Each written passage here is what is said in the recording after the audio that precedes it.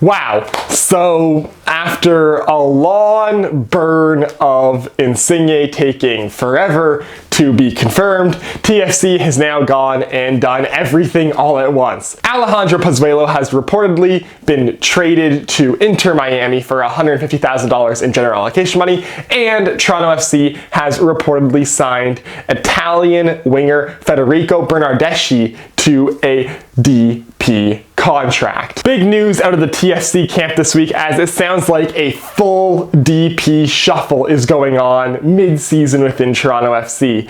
And obviously there's a lot of things going on and a lot of moving parts going on here. So I'm going to split this video up into two halves. First Pozuelo and second half Bernardeschi. So first off, Alejandro Pozuelo, the guy who came into TFC at the beginning of the 2019 season as the Sebastian Giovinco replacement, wore the number 10 for 3.5 years for TFC, and was an absolutely stellar player for TFC and will go down in TFC history as a crucial piece in that 2019 MLS Cup final run and winning the 2020 MLS MVP award. In 100 appearances for TFC, Pozuelo has scored 30 goals, making him 5th on the team's all-time goal-scoring list, and goes down as one of the greatest players to ever play for the club. Now, those numbers are very front-heavy in his first 2 seasons with the club, as 2019-2020, he was, without a doubt, one of the best players in Major League Soccer, game in, game out, and was a true superstar in this league for this team. 2021, things fell off hard for Pozuelo, and yes, with the Chris Armas saga with coach and just really the loss of Greg Vanney, Pozuelo suffered on top of having some personal issues going on throughout the season, only managed to score 1 goal in the entirety of 2021, and now this season in 2022, to start the season, he's had his moments. He's definitely been better offensively than he was in 2021. However, he very clearly has been a defensive liability this season, and while he does have moments of brilliance this year, the consistency just isn't there. And as I said in my Altidore video, this is the one real flaw of the MLS DP system, is there's no room to be sentimental. A lot of people are really upset about this move, and of course they're going to be, because Pozuelo in 2019 and 2020 was just such a key piece of this squad and just so good. But this is MLS. If you want to be a competitive team in MLS and compete for an MLS Cup, you need your designated players to be playing at an elite level and be one of the best players in the league game in, game out consistently, or else you really just cannot contend. And Pozuelo, unfortunately, the past 2 years has not been playing at the level that is required out of a designated player who plays for a team that wants to be as competitive as Toronto FC wants to be. And so, unfortunately for him, that means that he has to be moved. Now, adding into that, also, of course, is the fact that Pozuelo is a free agent at the end of the season, and obviously the way he's been playing this season and last season, I couldn't see TFC signing him to another designated player contract to the end of this. So that means that TFC is inclined to move him right now, because for a multitude of reasons. A, if they wait until the winter when the season ends, he walks away and TFC gets nothing. Now at least we get $150,000 of general allocation money, which in MLS can actually go quite far into shoring up our back end. Also, we now open up a designated player spot right now in the summer during the European transfer window, which is when most European players are free agents, which now allows us to go and get a player like Bernardeschi, who, had we not signed him in the summer, would have signed somewhere else and had been in contract in the winter and would have pretty much been impossible to get. So just in terms of signing a designated player to replace Pozuelo and play at a higher level, at the level that we had Pozuelo playing at in 2019-2020, it's far easier to do that in the summer, so it makes more sense to open up that DP spot right now. Now, of course, Pozuelo is going to go down as a Toronto FC legend, second player ever to win the MLS MVP award while playing for us after Sebastian Giovinco. He was a fantastic player for TFC and was just such a big part of those 2019 and 2020 victorious teams.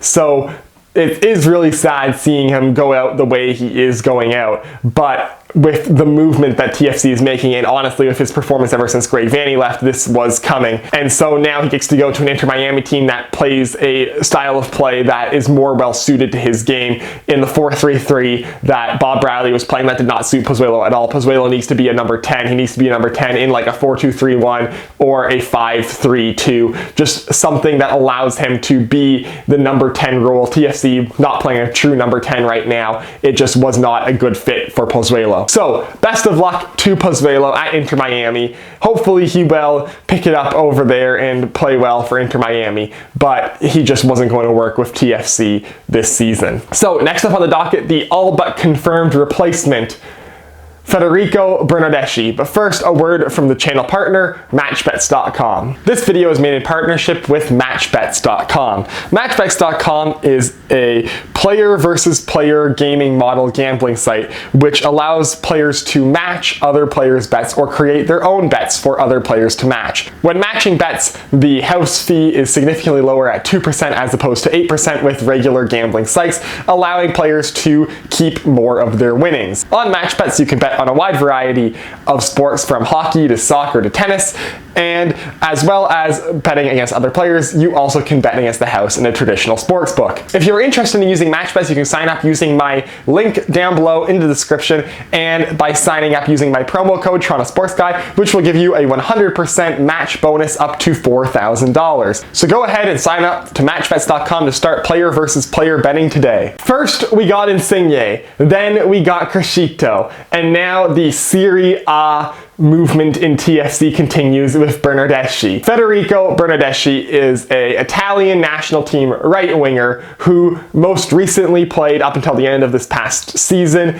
in Serie A with Juventus. At 28 years old, he is closer to his prime than both Insigne and Crescito, and so is a player that could potentially be a bigger impact on TFC for longer than either of those two guys. And with 39 caps for the Italian national team, yes, he's not an Insigne level talent, but he still is a mighty fine player from Italy. As a left-footed right winger, he also has been deployed at times for Juventus in a central midfield role, albeit in a more attacking central midfield role, but he is at his best as a right winger in a 4-3-3, which seems to be where TFC is targeting to play him. So with Bernardeschi now, we have had a complete revamp of the wings in getting Insigne to play left side and Bernardeschi to play right side. And honestly, this seems to be like a full circle coming, as basically since 2019, when we decided that Greg Vanney decided that we were going to start playing with wingers, TFC has been on this almost never-ending winger search of just rotating through guys,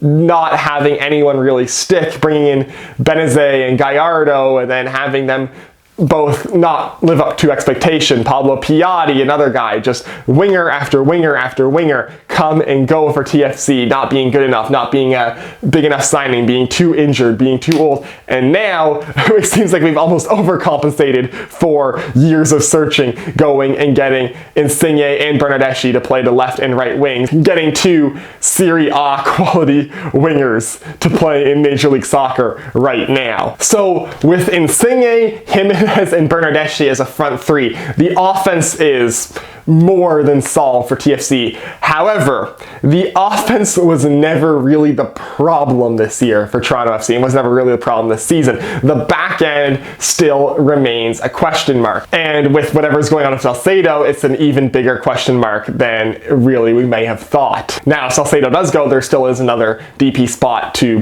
help fix that, and also the $150,000 of allocation money that we got from the Pozuelo trade. So really, we do have room to fix that up. But the offense is going to be so high-flying for the rest of the season for TFC. I'm so excited to see the first game when both Insigne and Bernardeschi are starting up top for TFC. That should be a hell of a game to watch. The concern I have, though, for TFC and with this hardcore retooling going on right now is there are 16 games left in the season for Toronto FC. We've played 18, and we are currently 7 points out of a playoff spot. Now, what that means is with only 14 games left and us 7 points out, there's no time for these new players to come in and spend time getting used to the system. There's no time for having a couple down games while these players get used to playing with each other, getting used to playing with their new teammates, and for the guys who are existing on TFC to getting used to having these new players on there. It needs to be go time right off the bat, starting this Sunday when Crescido and Insigne first make their first appearance. Because if they sit around and they waste 5 games and maybe get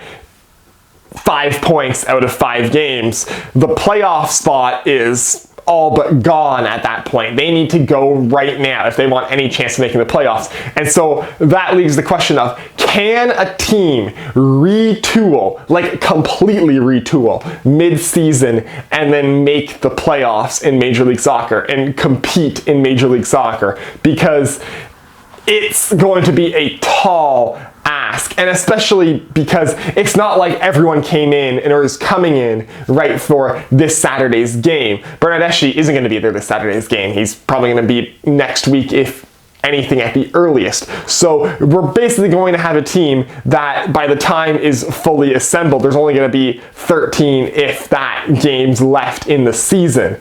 And for a team that's currently 7 points out of the playoff spot, that is not a lot of time to get back into contention. So this is a team that, like, they need to immediately. There can be absolutely no settle-in period. It has to be immediate contention, immediately winning games. And that is a very, very tall ask for any team, regardless of the quality of player, compared to that of the league being brought in, because just time to get comfortable is so important in professional sports. Like, it's just so common where players come into a new team. Sure, maybe they have a great first debut game, but then it takes them just a while to fully get settled into the system. And right now, TFC has set themselves up to be in a position where that settle-in time just cannot happen. It has to be immediate. And really, that leaves a huge question mark. If they can keep this group around for next season they should be an MLS Cup contender easily, especially if they can shore up the defense. But for this season, a lot of moves still need to be made. TFC is looking at Marc-Anthony Kaye, supposedly. They're looking at a center midfielder, and they're definitely looking at least one other defender. So for that level of turnover, to literally change half of your starting 11 mid-season when you are 7 points out of the playoffs, it's going to need a miracle, regardless of the quality of player that comes in. It's going to be a miracle for TFC to get back into the playoff spot, just because of the settle-in period and just what it takes for these players to get used to playing together and just get into Bob Bradley's system, because that's going to have to be immediate. So it's going to be a tall order for Bob Bradley to get the squad ready. He's finally getting the players he wants and finally getting the players he needs, but is it too little, too late? So that is for this video. As always, if you'd like to hit like, if you want to see more of my stuff, hit subscribe, follow me on Twitter, link is down below in the description, and I will see you next time.